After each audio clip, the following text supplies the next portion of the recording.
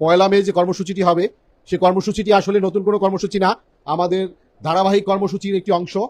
আমরা পূর্বেই ঘোষণা করেছিলাম যে আমাদের বিভাগীয় কর্মসূচি চলছে, সেই বিভাগীয় কর্মসূচির পরে পয়লা মে কর্মসূচি হবে এবং এই পয়লা মে কর্মসূচি থেকে আমাদের পরবর্তী কর্মসূচি ঘোষণা করা হবে। আমাদের মাধ্যমিক উচ্চশিক্ষার সম্মানিত সাধারণ সম্পাদক মহোদয় বলেছে যে আমরা পরবর্তীতে সংবাদ সম্মেলন করে ঘোষণা করবো। আমরা কিন্তু এই পয়লা মে কর্মসূচি ঘোষণা করার সবাই বলে দিয়েছি যে পয়লা মে আমাদের সমাবেশ, রেলীয় সমাবেশ হবে এবং সেই রেলীয় সমাবেশ থেকে পরবর্তী কর্মসূচি ঘোষণা করা হবে।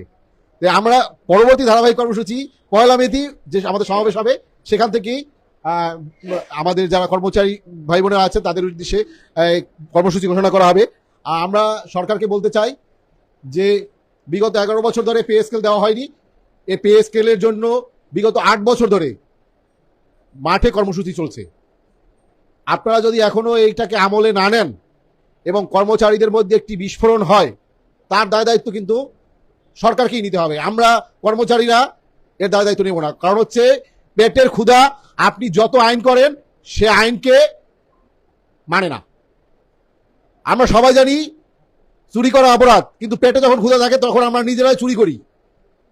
যে কেউ চুরি করে তখন কিন্তু যদি বলে যে আমার পেটের ক্ষুধার জন্য আমি চুরি করছি, তখন কিন্তু মানবিক দৃষ্টিতে তাকে সে চোরকেও ছেড়ে দেওয়া হয়।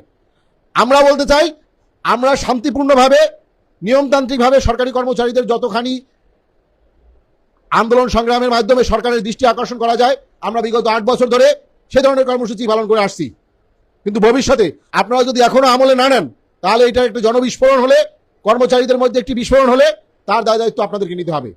আপনারা ঘোষণা দিয়েছেন যে ক্ষমতায় গেলে পে স্কেল বাস্তবায়ন করা হবে, সেই পে স্কেল বাস্তবায়নের জন্য আপনাদেরকে উদ্যোগ নিতে হবে। আমরা সবাই জানি বৈশ্বিক মন্দা পরিস্থিতি আছে, বৈশ্বিক যুদ্ধ পরিস্থিতি আছে, সবকিছু আছে, কিন্তু আমাদেরও পেটের ক্ষুধা আছে। 2019 সাল থেকে যখন আমরা আন্দোলন শুরু করি, 2020 সালে করোনা শুরু হয়, দেশে একটা বৈশ্বিক মন্দা পরিস্থিতি শুরু হয়। আমাদের পেটের ক্ষুধা কিন্তু থেমে থাকেনি। কিছু কিছু লোকজন বলে পে স্কেল দিলে দ্রব্যমূল্য বেড়ে যাবে, কিন্তু পে স্কেল ছাড়াও দ্রব্যমূল্য এখন অনেক ঊর্ধ্বগতি। 2015 সালে যেই সোনার ভরি ছিল 52,000 টাকা, এখন সেটা প্রায় 3 লক্ষ টাকার কাছাকাছি। তাহলে সবকিছুর দামই বেড়েছে। অন্যান্য যে আমাদের শাকসবজি বলেন, নিত্য প্রয়োজনীয় দ্রব্যাদি বলেন, একটা সাবান ছিল 18 টাকা, এখন সেই একটা সাবান 55 টাকা। তাহলে আমাদের আগে একটা ফ্যামিলিতে 2-3টে সাবান কিনলে এখন একটা সাবান কিনা এই বাথরুমে কতক্ষণ ওই বাথরুমে কতক্ষণ টানাটানি করে তারপরে সেটা ব্যবহার করতে হয়। ডাল, এখন আগে শুনতাম যে হোস্টেলের ডাল পানি, এখন বাসার ডাল এত পানি হয়ে গেছে যে ভাত আর কোন ডাল নেওয়া হয়েছে কিনা সেটা ভাতের মধ্যে দেখা যায় না। সরকারকে এটা বুঝতে হবে, সেই অনুযায়ী আমাদের কর্মচারীদের জীবনমান যাতে ন্যূনতম ভাবে চালাতে পারি সেই ব্যবস্থা গ্রহণ করতে হবে। আর সকল কর্মচারী ভাই বোনদেরকে আমরা আহ্বান জানাবো, আগামী পয়লা মে কেন্দ্রীয়ভাবে ঢাকা কর্মসূচি পালন করা হবে। একই সাথে সকল জেলায় জেলা প্রেস ক্লাবের সামনে র্যালি ও সমাবেশ করা হবে এই নবম পে স্কেলের দাবিতে।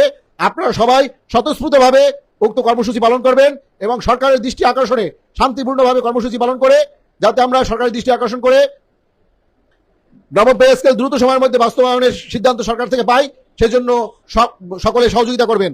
সবাই ভালো থাকবেন, সুস্থ থাকবেন। ইনশাআল্লাহ আমরা বিজয় নিয়ে ঘরে ফিরবো। আসসালামু আলাইকুম।